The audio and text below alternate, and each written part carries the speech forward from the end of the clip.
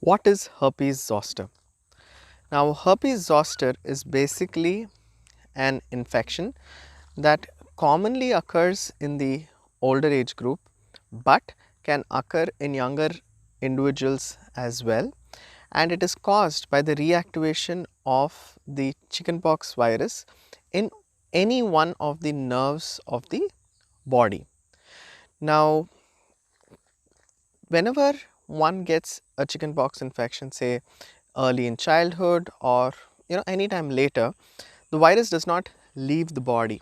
The virus stays in certain parts of your body called the nerve ganglions and the nerves, and stays in a dormant or a resting phase.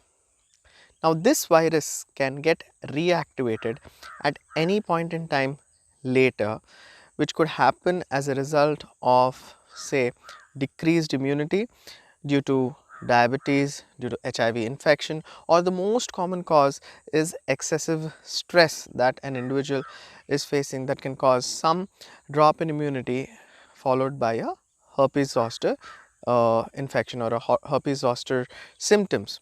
Now what usually happens in herpes zoster?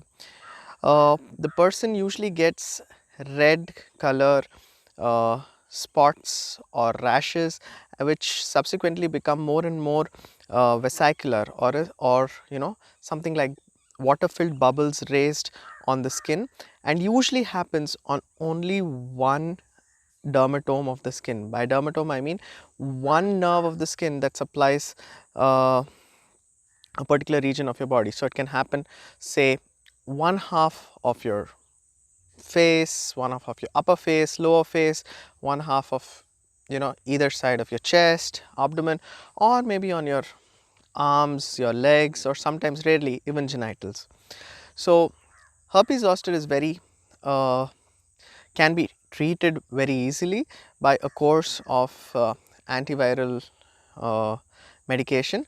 However, the pain of herpes zoster is something that is a little tricky, and different patients complain different degrees of pain, itching, burning sensation or irritation in the affected areas.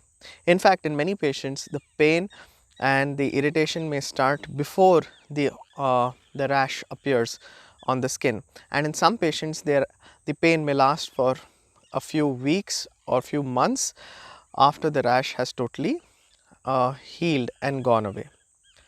Now, what are the precautions that patients with herpes zoster should be taking during the episode?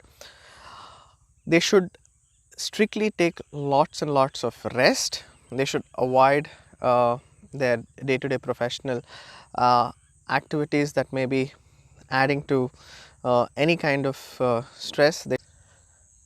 So how do we treat herpes zoster?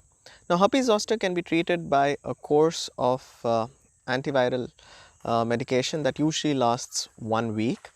But most importantly, we need to control the pain that is associated with herpes zoster, and one may need anything from the regular NSAIDs or non-steroidal anti-inflammatory medications like paracetamol, ibuprofen or diclofenac to control the pain.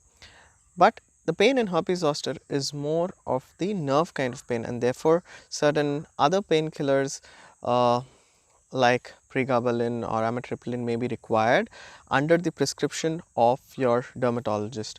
So please note that these medications are not over the counter or self use medications, and you must see a doctor or a dermatologist if you have symptoms of herpes zoster.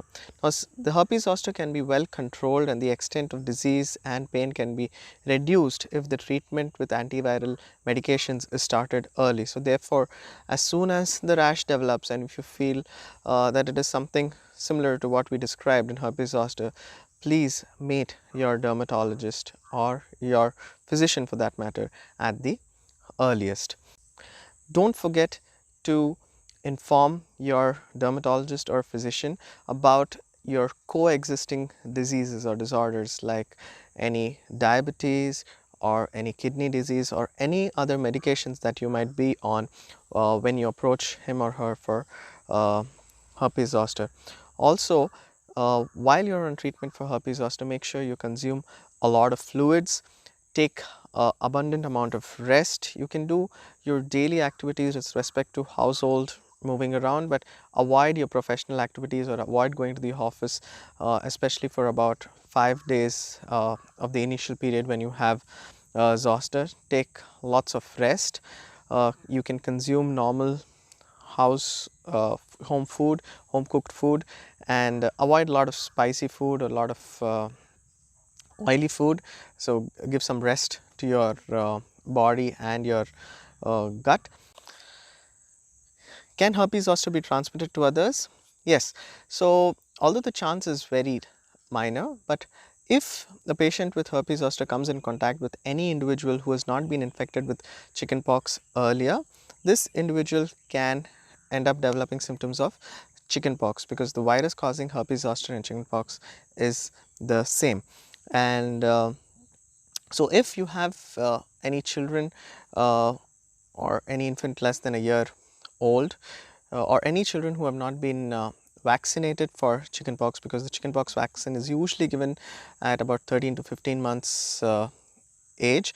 So stay away from these children, and also stay away from other elderly individuals whose immunity may be compromised, and any patients or any household members who may be receiving treatment for cancer or maybe on chemotherapeutic agents. So you must stay away from them. If you have any further doubts or clarifications, please do discuss with your treating physician or dermatologist. Take care.